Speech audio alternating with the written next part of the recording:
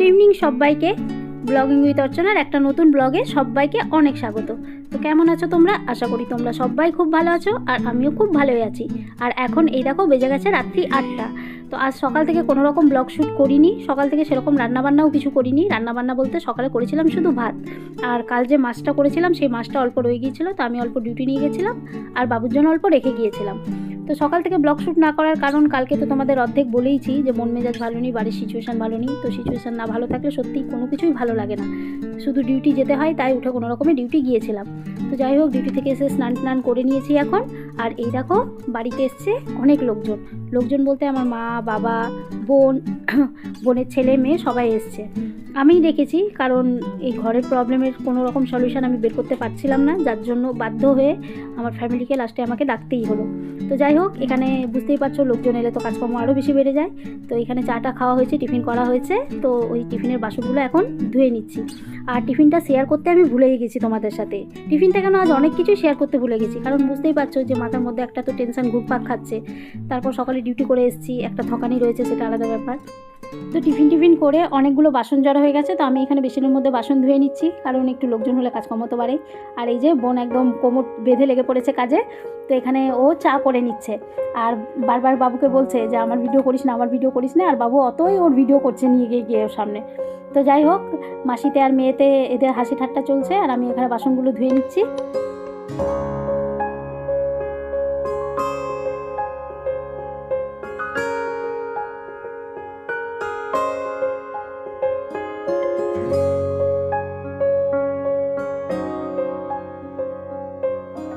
তো এই দেখো সব কিছু করে এরপর চলে এসেছি রান্নার জোগাড় করতে। তো এই যে মা, বোন সবাই রুমে বসে গল্প করছে, আর আমি এখানে চলে এসেছি রান্নার জোগাড় করতে। বোন অনেকটাই হেল্প করে দিয়েছে, তাই আমি বললাম একটুখানি বস। তো এই যে ডিমের খোসাগুলো এখানে ছাড়িয়ে নিচ্ছি, আর এখানে আলু খোসা ছাড়িয়েই দিয়েছিলাম সেদ্ধ হতে। তো আমি ডিউটি থেকে এসে স্নান করেই আগে এই কাজটাই করে নিয়েছি। একদিকে ভাত চাপিয়ে দিয়েছিলাম গ্যাসে, আর একদিকে ডিম আর আলু সেদ্ধ হতে চাপিয়ে দিয়েছিলাম। তো সেরকম বিশেষ কিছু মেনু করিনি, ওই ডিম আলুর ঝোল করব আর রুটি, আর সাথে ভাতও অলরেডি হয়েই গেছে। তো ডিমগুলো ভালোভাবে ছাড়িয়ে নিচ্ছি। আর ইতিমধ্যেই আমরা গিয়েছিলাম পার্টি অফিস, কিন্তু বললাম কালকে যে কাজের জন্য গিয়েছিলাম, যিনি আসার কথা ছিল উনি আসেননি। আজকেও যখন গেলাম তখন দেখছি পার্টি অফিস অলরেডি বন্ধ হয়ে গেছে। তো যিনি আমাকে ডেকেছিলেন ওনাকে যখন ফোন করলাম, উনি বললেন উনি অলরেডি 7টার সময় এসেছিলেন, 7টার সময় এসে 7:30টার মধ্যে উনি চলে গেছে। তো যাই হোক, করারও কিছু নেই, যেহেতু ওই জায়গাটা বন্ধ হয়ে গেছে। তো আজকেও কাজের কাজ কিন্তু কিছু হলো না, শুধু যাওয়াই হলো আর আসাই হলো। তো উনি বললেন যে ঠিক আছে, নেক্সট ডে আসুন, নেক্সট ডে দেখছি কিছু একটা করা যায়। তো ডিমের খোসা ছাড়ানো সম্পূর্ণ কমপ্লিট। এরপর ডিমগুলো ওই কাঁটা চামচ দিয়ে কেটে নিচ্ছি। আর ডিমগুলো ছুরি দিয়ে কাটলেও ভালো হতো, কিন্তু কাঁটা চামচ দিয়ে কাটলে বেশি ভালোভাবে কাটা হয়।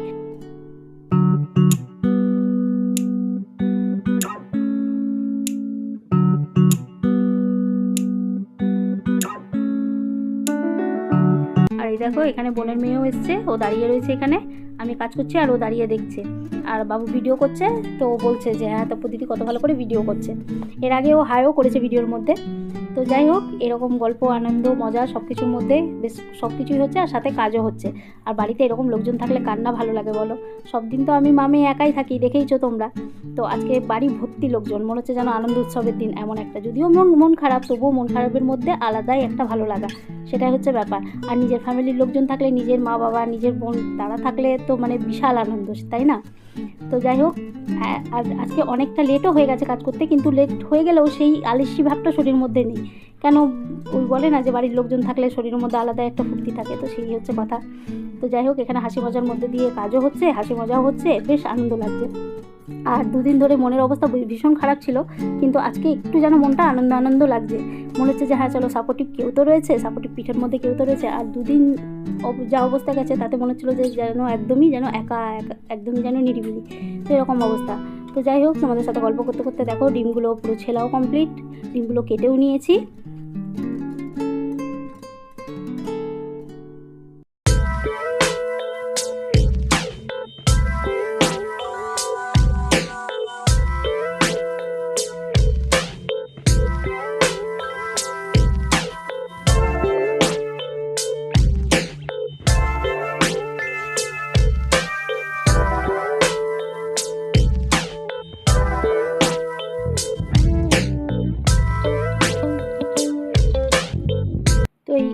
চলে এসেছি এরপর সবজি বানাতে। তো তেলের মধ্যে দিয়ে দিচ্ছি একটু পাঁচফোড়ন, একটু পেঁয়াজ, আর এই দেখো ডিমগুলো সব ভেজে বার করে নিয়েছি। আর এখানে বোন একটু আদা রসুন কেটে রেখেছিল, কিন্তু আদা রসুনটা মানে বেকার হয়ে গেল। আসলে আমি তো তোমরা জানোই যে আমি ডিমের সবজিতে বা সয়াবিনের সবজিতে সেরকম আদা রসুন দিই না। তো প্রথমে প্ল্যানিং আলাদা ছিল, প্রথমে বোন বললো যে ও সবজি বানাবে, তো ওই জন্য বললো যে আমি ওই জন্য আদা রসুন কেটে রেখেছি, আদা রসুনটা একটু পেস্ট করে সবজিতে দিলে আরও বেশি ভালো হবে। আমি বললাম সেটাই করিস। তারপরে যাই হোক ওর ছেলেকে খাওয়াতে লাগলো, কারণ অনেক লেট নাইট হয়ে গেছিলো। আমিও দেখছি এদিকে টাইমও অনেকটা হয়ে যাচ্ছে, তো আমি বললাম যে ঠিক আছে তুই তাহলে খাইয়ে না, আমি তাহলে সবজিটা বানিয়ে নিই। তো আমি এদিকে চলে এসেছি সবজি বানাতে। আর আমার সবজি বানানো মানে তো শর্টকাট, আমি তো আর পেস্ট মশলা অতটা ইউজ করি না, তোমরা তো জানো সেটা। তো যাই হোক এখানে সমস্ত কিছু লাল হয়ে গেছে, পেঁয়াজ টেয়াজ। এরপরে আলুগুলো দিয়ে দিচ্ছি, আলুগুলো দিয়ে জাস্ট ভেজে লাল করে ভেজে ওই ধনে গুঁড়ো, জিরে গুঁড়ো, শুকনো লঙ্কার গুঁড়ো, নুন আর হলুদ, আর সাথে একটু গরম মশলা, আর তেজপাতা একটু ফোড়ন, আর পেঁয়াজ ফোড়ন, আর পাঁচ ফোড়ন, ব্যাস এই দিয়ে জাস্ট নর্মাল সবজিটা বানিয়েছি। আর দেখো আমার চোখ মুখের অবস্থা, মনে হচ্ছে যেন কোথাও পেশেন্ট, কোথাও থেকে যেন মানে এখন জাস্ট হসপিটাল থেকে এসেছি, এরকম টাইপের অবস্থা লাগছে। আর এখন টাইম হয়ে গেছে দেখো 10:40, মানে অনেক লেট নাইট। এতক্ষণে আমার ভিডিও এডিটিং অন্যান্য দিন হয়ে যায়, কিন্তু কি করব আজ যেহেতু মানে পার্টি অফিস যেতে হয়েছিল, ওখানে গেছি আমি 8টার সময়। আর এই দেখো বারবার বোনের মেয়ে এসে ভিডিওর মধ্যে হাই করে যাচ্ছে একবার করে। তো যেহেতু অনেক লেট করে ওখানে এসেছি ওখান থেকে প্রায় 9:45, তারপরে রান্নাবান্নায় লেগেছি। ওখানে যাওয়ার আগে ভাতটা করে গিয়েছিলাম, আর ডিম আলুটার সাথে খালি সেদ্ধ করে গিয়েছিলাম। তারপরে এসে চাটা খাওয়া হয়েছে, একটু গল্প গুজব হয়েছে, বাড়িতে লোকজন থাকলে নর্মালি যেটা হয় আর কি। তো যাই হোক গল্প টল্প করে তারপর আবার রান্নায় লাগলাম, সেই জন্য তাও খুব তাড়াতাড়ি হয়ে গেছে। 10:30টার মধ্যে হওয়া মানে খুব বেশি যে লেট নাইট সেটা নয়। তো 10:30টার মধ্যে সবজি চাপিয়েছিলাম, রান্না হতে হতে প্রায় 11টা বেজেই গিয়েছিলো। তো যাই হোক এখানে কমপ্লিট। তারপরে রান্নাবান্না চাপিয়ে এই যে সবজির মধ্যে জল দিয়ে তারপর আমরা সবাই মিলে আবারও একযোগ বসেছি গল্প করতে। আর এখন বাজে রাত্রি 11টা।